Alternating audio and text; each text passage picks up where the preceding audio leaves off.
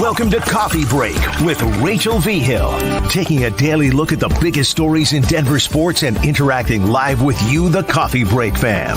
So sit back, relax, grab a cup of joe, and enjoy your coffee break.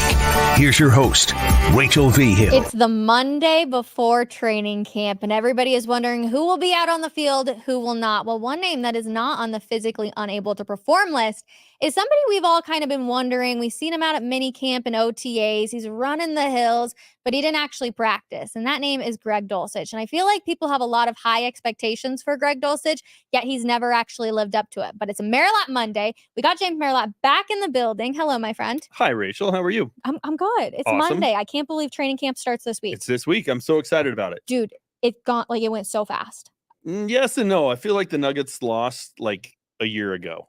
Like the last 6 weeks has been That's fair. But tricky. I was like, oh, I'm going to be able to go to Waterworld with my nieces, like all these things. You blink and it's over. It's done. Yeah, no doubt. No doubt. But it's here. I'm excited about it. I'm so ready. I can't believe it happens. Wednesday is going to be so much fun for us. The media members get to go on Wednesday. Fans welcome on Friday and Saturday for back together weekend. Greg Dulcich, though. What's your expectations for him this year? And I feel like I can say the sassy thing of like, oh, just don't get hurt, right? Because that's been one of the things. Yeah.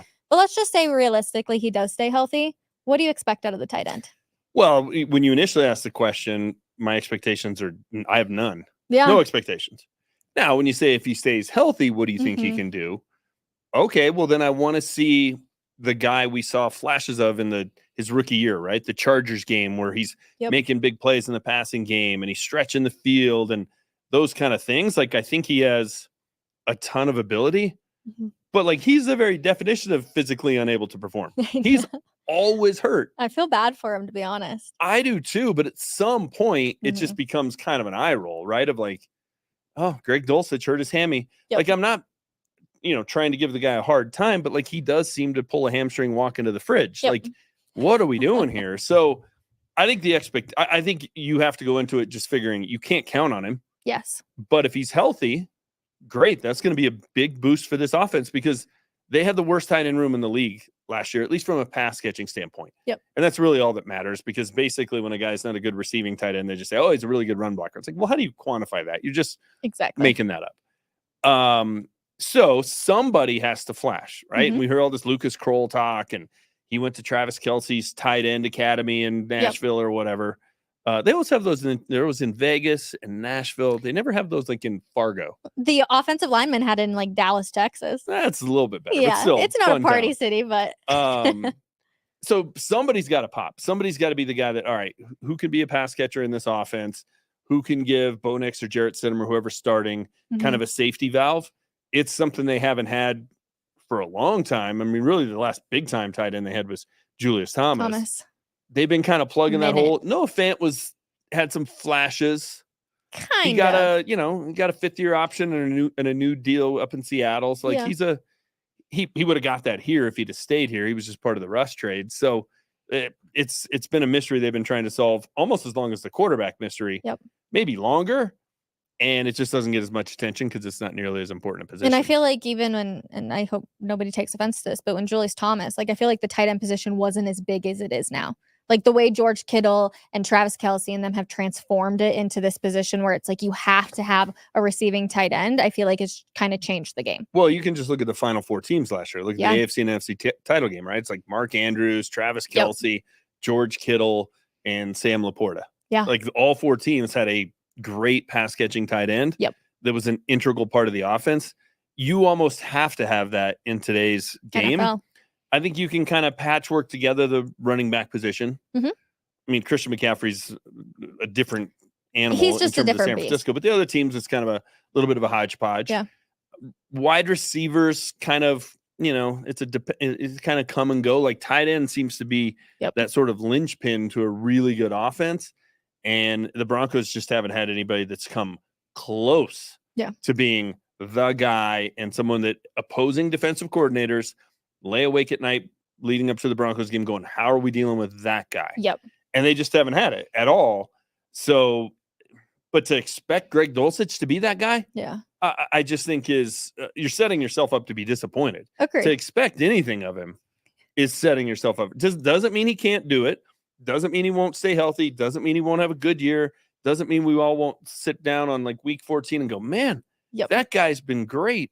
But based on the history, to expect it, I just think is... How many games has he gone in when we're like, okay, he's finally back, by halftime he's out because he has a hamstring injury or foot injury? I feel like it's been whatever. more games than he's actually finished. Oh, yeah. By far. And maybe it hasn't been. Maybe that's unfair, but he literally is always hurt. He's always hurt. So fingers crossed he stays healthy and can be a part of this offense because they need some playmakers. Yes. That's the big question. There's a lot of questions, but the big question when we go down there starting on Friday when practice is open is, who's a playmaker on this team, right? Is Jaleel going to be the playmaker out of the backfield? Who's the tight end that's going to be a playmaker? Is Josh Reynolds going to do more than Jerry Jeudy did? Or is Cortland Sutton? Like, is Marvin Mims the big play guy? Which name is number one on your list of like, I want to see what this guy looks like besides quarterbacks? Wow. Well, obviously it's quarterbacks. It would be number one. I guess I'll go with the new guy. I'll go with Josh Reynolds I just remember that game late in the year, and the Lions game just gets remembered for Sean Payton yelling at Russell Wilson. But the Broncos gave up like 40-some points. Yeah. They couldn't stop Detroit. Detroit seemed to be at one speed while Denver was at a different speed. Josh Reynolds was a part of that offense. Yeah. So it's like, okay, was he just able to shine because, they have St. Brown and they have all these guys in the backfield, and it's just, he's like the fifth option and you can't account for everybody. Or can he come here and be like, ooh, we added a little bit of the firepower juice from that team. I know what I'm going to get out of Cortland Sutton. To me, he's a possession receiver at this point. He's good in the red zone. Okay. But he's, I don't think he's the big play guy. Marvin Mims makes it, there's probably would be number two because Sean Payton went out of his way after the season to say, hey, we messed up. We didn't get him involved enough. Yep. Okay. Well, you've had all offseason to figure out how to get him involved. Can you figure it out? I think in the backfield, we kind of know what they got, right? Like, are you really going to be able to see if Jaleel McLaughlin can now pick up, blitzes? Yeah.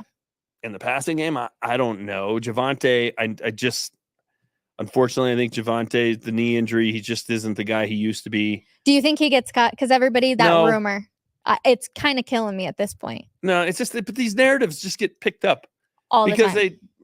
Because they drafted a guy in the 5th round. Yeah. Audric Estime in case. Right? Like that changes things. Like it's the same group as they had last year. It's a 5th round pick. Most of the time, a 5th round pick maybe makes the team for a year or two and then he moves on. But all of a sudden, this is the guy that's going to be significantly better than Javonte Williams. I'll believe it when I see it. I think Samaje Perine has more to lose than Javonte Williams does. I mean, Agreed. We've heard Sean Payton talk about how year 2 is really when you see what happens when you return from injury for a lot of these guys. This is year 2 for Javonte Williams. We're going to see what he's made of. He's also waiting for a contract extension, so I think he has to see how he plays this year and if that will come.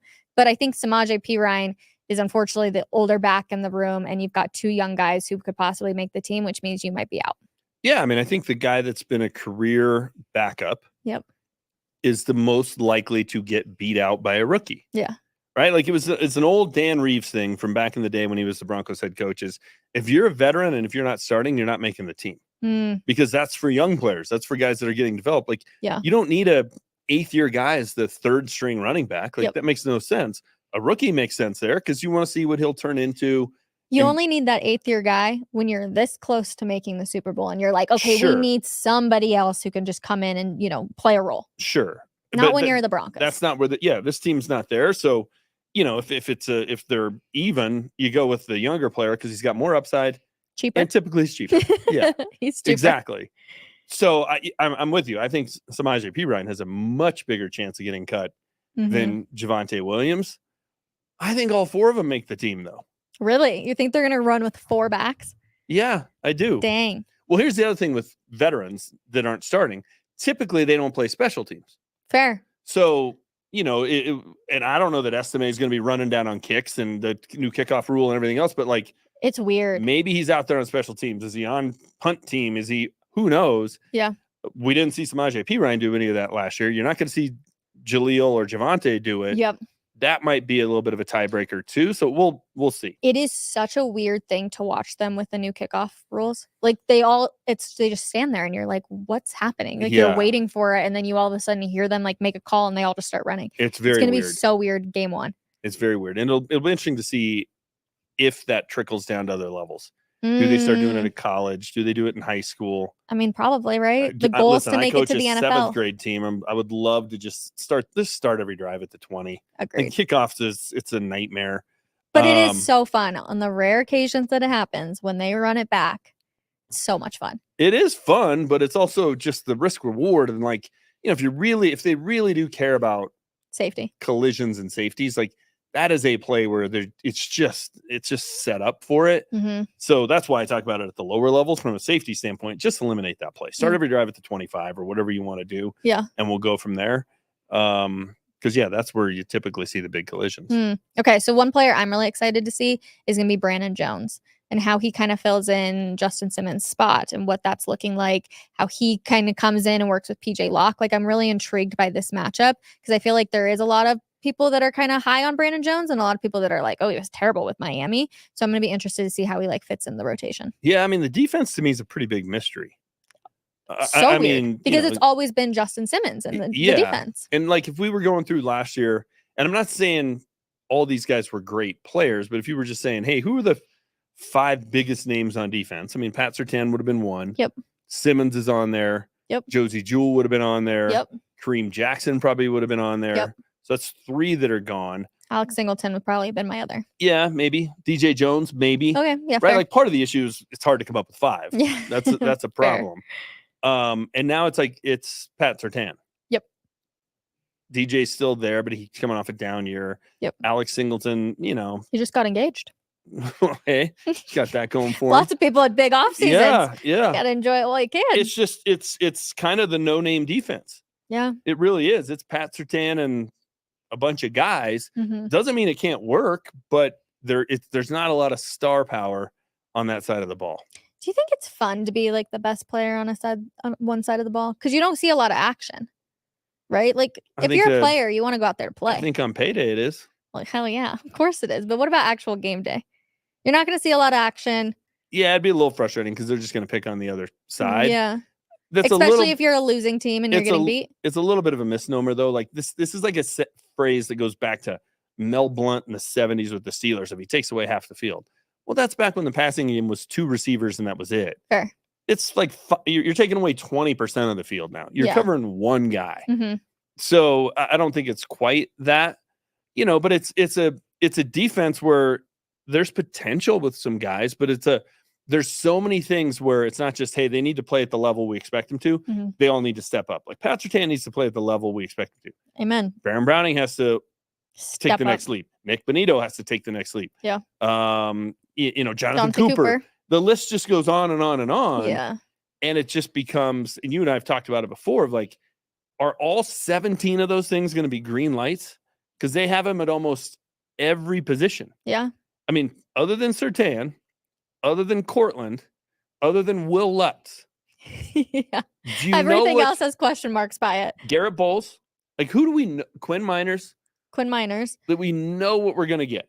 Right? Yeah. Even Ben Powers and Mike McGlinchey is it's year 2. Maybe they'll be a little bit better. Is McGlinchey going to be McFlinchy? That's the question. So they're question marks. Yep. There's so few known things. Yeah. And I think the top of the list is Sean Payton. Is Sean Payton back, in the groove and he's got his sea legs and he's ready to go? 2 new eyes with LASIK. Or is he still kind of man, what the heck happened to Sean Payton? It's the question nobody wants to talk about. I feel like it's finally going to be Sean Payton's offense. We are finally going to see what he actually wanted to do because we didn't see it with Russ. And it was clear. Maybe.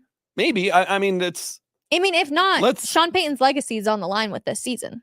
Agreed. But I can't wait to see this Sean Payton offense. It's going to be boring. What does that mean? Really? It's going to be boring. He's an offensive-minded head coach. He's supposed to be a quarterback guru. He's supposed to be this mastermind. But he's going to have a rookie QB. And his offense is boring. That's his big system. So we're going to blow it up. We're going to trade Russell or get rid of Russell Wilson. We're going to need all that dead cap so we can run Sean Payton's offense. And the word you used to describe it is boring. Do you care if they score touchdowns? It's going to be boring. You're going to see 8-yard throws. That's oh my God. Yes. Would you blow up your life to go because you want to go have boring? Are they going to win games and score touchdowns? Maybe. Are we going to find out what Sean Payton actually can do? I mean, I just keep hearing about the Sean Payton offense. And now what I'm being told is it's boring. It's going to be boring.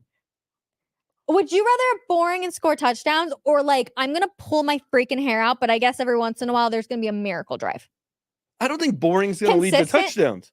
I think the ability to put together a 12-play drive that ends in the end zone where you don't have a guy slip and fall, you don't have a holding penalty, McFlinchy doesn't flinch, something that doesn't happen, like it's going to happen twice a game. I think, and this defense, the same group that with 3 of their best players now gone, it gave up 70 points in a game last year, is going to help them win games 17-14. Did I get in a time warp and Vic Fangio's the head coach? You're going to see 16-point games again. Oh my God. You have a rookie QB though, James. He's not going to be throwing 60-yard bombs. I'm going to lose my mind. You probably If we blew up everything to have a boring offense, you're going to have that's not my expectation. My expectation is, hey, you blew it up and blamed it all on Russ. This better be the Saints with Drew Brees. Sign me up. Let's go. I never thought that team was boring. Oh my goodness. I love how boring just really sets you off. Yeah. Not bad, just boring. I'm over watching boring football. I've watched boring football since 2015. We've watched bad boring football. Which is a double whammy. Is it going to be good boring football? Give me another boring good and boring team. Can't be. You know who was a boring team? The Houston Texans this year. CJ Stroud was fun, but it was boring to watch. You know who's boring every year? The Tennessee Titans. If I lived in Nashville and had to watch that Jacksonville Jaguars, I would go to a bar and watch Red Zone. Like, why not just get it? Why? Whatever. But like, who wants to? I can't imagine being a fan of that team. It's going to be boring, watching Ryan Tannehill hand off to Derrick Henry and then throw it over here for 4 yards. Like, that's what they've been for a decade, I feel like. You really think we're going to see some 50, 60-yard bombs out of Bo Nix or Jared Stidham? No. I don't know. Drew Brees threw the ball down the field until his final year. Listen, if this we're really going to compare those two to Drew Brees right now. They ran Russ out of town because they couldn't run the Sean Payton offense. I don't know that people can define for me what the Sean Payton offense is, so that's why I'm pouncing on the one word, which was boring. It's like, oh my goodness. It is quick passes that just get out. Boom, boom, boom. You get 5 yards there. You get 5 yards there. You get 5 yards there. Hopefully you're moving down the field. Javonte's running for 4 yards. Boom. 6-yard pass. Another first down. You're not seeing 30-yard passes. Then I'm going to lose my mind. Unless they win, then you're going to be fine. Yeah, if you can win every game 17-14, great. Go for it. Then you'll be fine. That's exactly what we're going to see, though. They're not going to win 17-14. This defense ain't the 2002 Ravens. We saw that the past couple of years. I know it looks a little bit different now, but we saw it the past couple of years. How many games did they win by scoring 16 points? They gave up 70 points in a game last year. That's the exception, though. They couldn't stop the Patriots with the playoffs on the line. Like, this defense, if this defense is middle of the pack, we should all say, good job, VJ. Great job. Well done. Doesn't have an elite pass rusher. Doesn't have an elite middle linebacker. Nope. The best player is a cornerback, which is a non-impact position because you can only but they're not going to take trade away him. 20% of the opposing team's passing game. Like, if this is the formula, buckle up for 3-14, folks. Get ready for boring. We're going to find out this week at training camp. Boring. What on earth would you ever say, yeah, let's change everything so it can be boring? A TV show, a movie, a relationship, a team, but whatever. If the show is boring, but they still, have an excellent ending at the end of each episode, you're fine with it. If you had a friend who left her husband and family and moved out of the house to go date the most boring guy she's ever met, would you be like, aren't you nuts? Well, I don't know what was happening inside the house that we don't know why she left of it. There's lots of questions. So for boring? Regardless, if they win, that's all that matters, correct? Yeah. So we'll see if they win. They ain't winning 17-14. They're not. So are you more high on the offense or the defense? The thing I'm most high about on is Will Lutz. I think we're going to see some That's kicks. the biggest known commodity on this team. Okay, well, we're going to find out if James Merilatt's going to be happy. Training camp gets rolling this week. Love Merilatt Mondays. Appreciate you as always. To all of you, what are you expecting out of Sean Payton's offense? Let us know in the comments. If you're watching us on YouTube, subscribe, like, comment down below, and we will see you guys tomorrow. Bye, everyone. Good old boring.